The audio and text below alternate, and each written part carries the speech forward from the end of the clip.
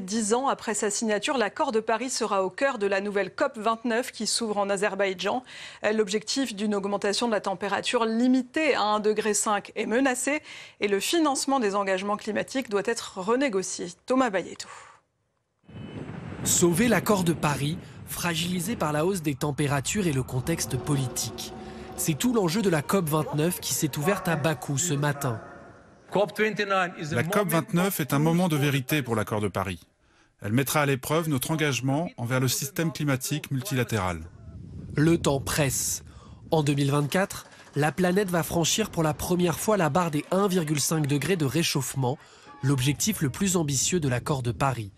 Une première ponctuelle, mais inquiétante.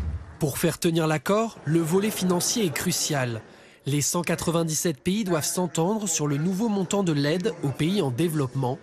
Une négociation qui s'annonce difficile, d'autant qu'une ombre plane sur les acquis de l'accord de Paris, celle de Donald Trump. Le futur président des États-Unis a promis de sortir à nouveau de l'accord. C'est une mauvaise nouvelle pour la gouvernance mondiale sur le climat, parce que si Donald Trump il ressort des accords de Paris, ça veut dire qu'il y aura un ralentissement des engagements. Et ça, c'est vraiment pas bon, parce qu'on a besoin d'engagements plus forts et rapides. D'autres observateurs soulignent que l'accord a déjà survécu à un premier passage de Trump à la Maison-Blanche et qu'un retour en arrière n'est pas dans l'intérêt économique du pays.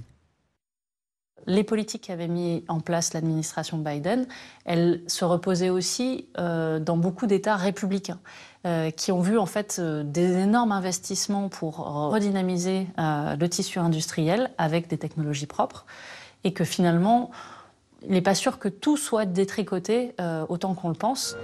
Présent à Bakou, le représentant de Joe Biden pour le climat a tenté de rassurer les négociateurs. Le travail pour contenir le changement climatique se poursuivra aux États-Unis avec engagement, passion et foi.